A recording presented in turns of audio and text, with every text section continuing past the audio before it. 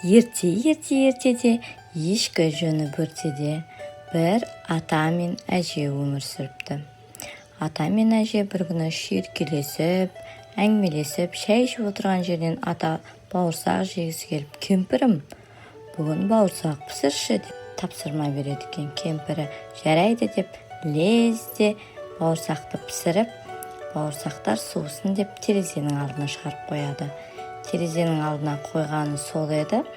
Бауырсақ әрі домалап, бері домалап, терезенің алдынан томп етіп жерге домалап түседі де орманға қарай жүгіреді.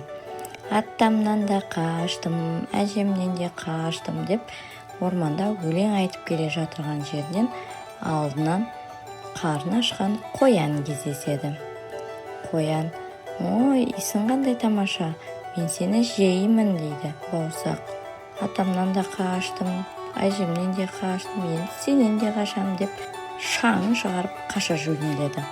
Әрі қарай өлеңін айтып келе жатырған бауырсақ алдынан қарны ашқан жыртқыш аю кездеседі. Аю: «Бауырсақ, мен сені жеймін» дегенде: «Атамнан да қаштым, әжемнен де қаштым, енді сенен де қашам» деп сытылып домалай жүгіреді. Әрі қарай өлеңін айтып келе жатқан бауырсақтың алдынан қарны ашқан, түрі қашқан, сұп-сұр қасқыр кездеседі. Қасқыр: «О, жақсы болды ғой, мен сені жеймін» дейді. Бір мезгілде бауырсақ: «Жемеші, атамнан да қаштым, әжемнен де қаштым, енді сенен де қашам» деп қашып кетеді. Әрі қарай алаңсыз өлеңін айтып келе жатқан бауырсақтың алдынан қу түлкі кездеседі.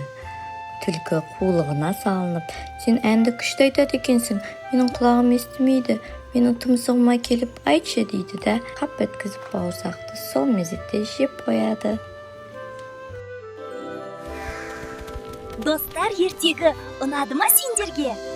Каналға тіркелуді ұмытпаңдар.